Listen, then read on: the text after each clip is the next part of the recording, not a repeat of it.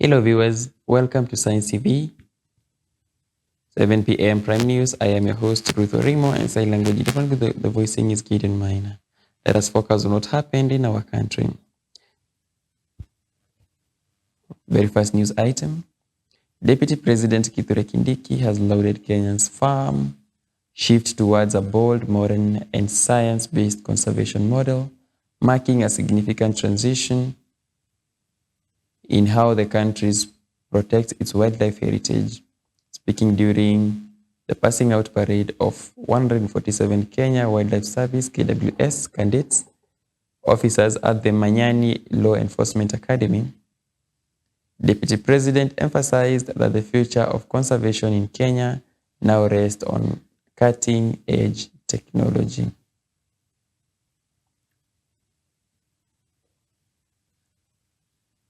The graduating class, which completed an intensive 9 months paramilitary training program, is set to join a modernized force that increasingly relies on artificial intelligence, AI, drone surveillance, and satellite systems to combat poaching and manage human-wildlife conflict.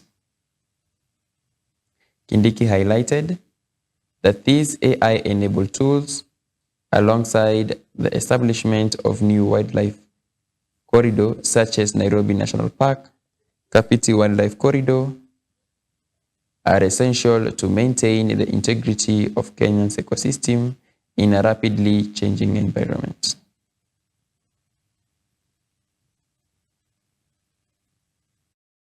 To secure this heritage, the government is establishing a world-class national wildlife protection and anti-poaching modernization framework.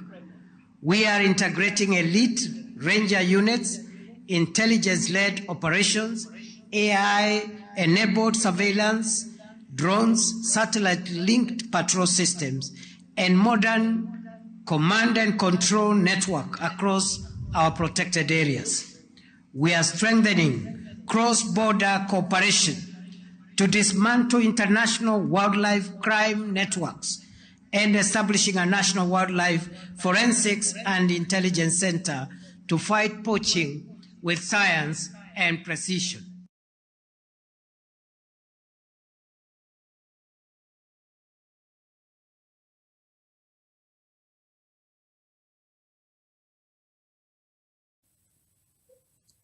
As the December festive travel peaks begin, the government has initiated a massive multi-agency crackdown to secure Kenya's highways. These operations, led by the National Transport and Safety Authority, NTSA, in partnership with the National Police Service and the Judiciary, aims to reverse a worrying trend in road safety. To ensure immediate accountability, the government has introduced a multi-pronged enforcement model. Chief Justice Martha Koome has deployed mobile judicial units along major highways to prosecute traffic offenders on the spot. In a move to eliminate corruption, EACC officers are monitoring checkpoints to arrest motorists and officers involved in bribery. The crackdown comes as road safety data reveals a grim reality for 2025. By early December 4th, 458 people had already perished in road accidents, already exceeding the 4,311 fatalities recorded for the entirety of 2024. Kuhakikisha kwamba tunawafikia, tunaangalia mambo yenye inahusiana na Traffic Act na NTSA Act kwa jumla.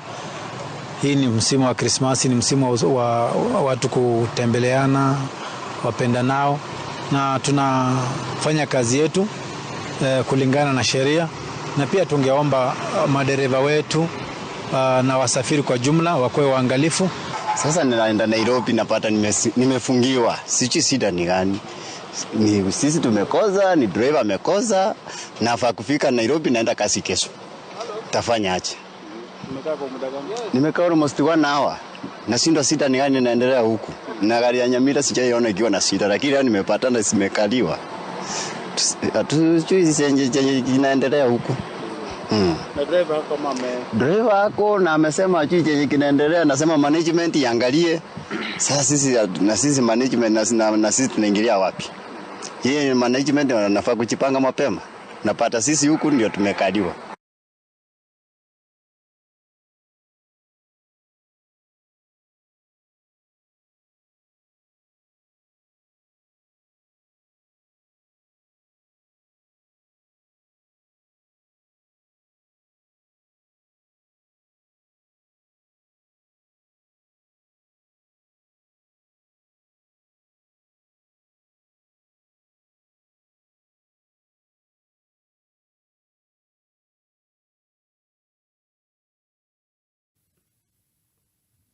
The High Court of Kenya has issued a temporary injunction against the recently signed health cooperation agreement between Kenya and the United States. The framework, which was formalized on December 4th, 2025, is now on hold following a judicial intervention. On Friday, Justice Martha Koome, sitting at the Mlimani High Court, granted conservatory orders that suspend the agreement in its entirety. This freeze remains in effect until a petition questioning the legality of the deal is fully heard and determined. The suspension follows a petition filed by Busia Senator Okiya Omutata, who has raised several critical objections to the deal. Omutata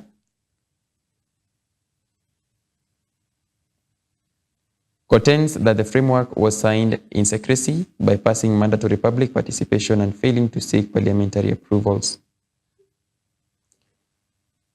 The petition raised red flags regarding data protection and how Kenyan citizen information might be handled under the deal.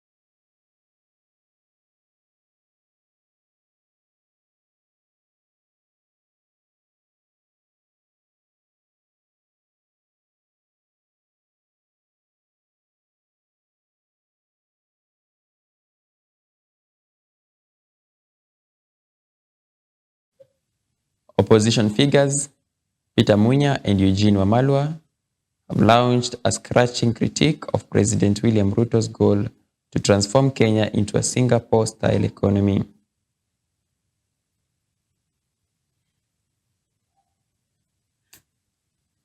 Labeling the vision a mere dream designed to obscure the failures of the hustler economic agenda. The leaders contend that these ambitions comparison serves as a convenient distraction from the government's initial campaign pledges, which they claim remains largely unfulfilled. Democratic Action Party of Kenya, DAPK, leader Eugene Wamalwa has been particularly vocal in his criticism, pointing to what he described as harsh taxation and flawed policies, especially citing the controversial housing levy and the transition to the Social Health Authority (SHA) as evidence of a struggling administration. The opposition further urges that genuine economic progress is being systemically hindered by endemic corruption, tribalism, and cronyism within the current government. In a joint stance, Munya and Wamalwa maintained that the Singapore model presented by the president lacked a concrete, actionable framework to address the immediate economic hardship facing ordinary Kenyans. Asserting their role as the government in waiting, the two leaders vowed to maintain vigorous oversight and continue highlighting the administration's policy failures as they challenge the current economic directions of the country. Shinda ilikuwa wale walikuwa, yule alikuwa tunabandilisha tuweke yule karibu na maskini. Hata ikapewa jina. Naitwa nini? Hasla. Na tukaambiwa philosophy ya Hasla ni bottom up. Tituanze chini tukienda wapi? Kama vile ile serikali hiyo mnaambiwa ya Singapore. Prime Minister wao alikuwa anaitwa Lee Kuan Yew, yule alianza Singapore. Aliweka ndani ministers wake wale walikuwa wezi. Sasa unaambia watu wapeleka Singapore na kwa serikali yako ni uporaji tu imenjaa. Kwani unawapeleka wakiwa juu ya wheelbarrow? Bwana Ruto alisema nyuma ya siku 100 akiweka Biblia chini analeta mashine mpya hapa Nzoia. Alisema hakusema? Alisema nyuma ya siku 100 atalipa wakulima wote walioleta miwa Nzoia. Akasema wafanyikazi wote watalipwa. Alisema hakusema? Si mnaumia kama Wakenya wengine? Alisema kina mama, haswa mama mboga, atawainua watoke chini, bottom waenda wapi? Up. Ile sasa imeongezeka, ile imeenda juu ni ushuru.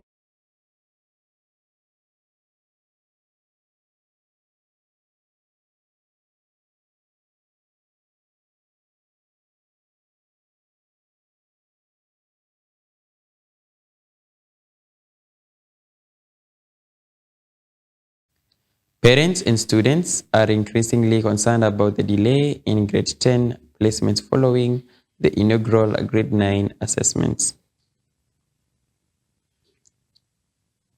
Although the Ministry of Education guarantees a seamless automated process between December 15 and 19, many are still waiting for the results. Education CS Julius Migos previously stated that school placement and career pathways will be announced within a week of the KJSEA result release, a critical timeline for families preparing for the January start date.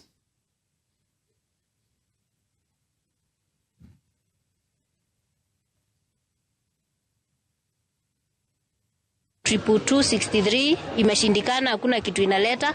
Ukituma inakuletea message inakwambia dear learner, the requested information is unavailable. Sasa sijui tunafaa kutuma aje ndio ituletee, na ilhali shule zinafunguliwa 2 weeks to come na tunahitaji kujipanga. Nataka kujipanga mambo ya school fees, uniform, transport, mali mtoto ameitwa, at least upate mambo ya shule ikifika mzazi amejipanga. We use a digital system to be able to place these students immediately, and we are confident that by next week all our learners should be able to know which senior schools they have been placed, and they can actually check to confirm where they have been placed. Any challenges that the students might come across, or the parents, any parent or learner who might feel they've been placed in the wrong pathway or in the wrong school and wish to transfer or change, that space is available for the next 2 weeks. Of grade 10 learners who have just finished their Kajasea exam is underway. And from Friday this week, the 20th of December, learners will be able to know which schools they have been placed and which pathways they have been placed.